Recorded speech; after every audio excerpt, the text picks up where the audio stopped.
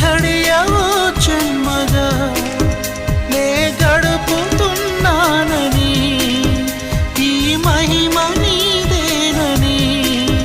నీకైనా తెలుసాని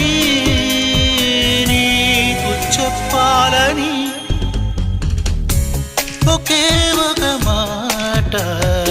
మదిలోన దాగుంది మౌనంగా ఒకే ఒక మాట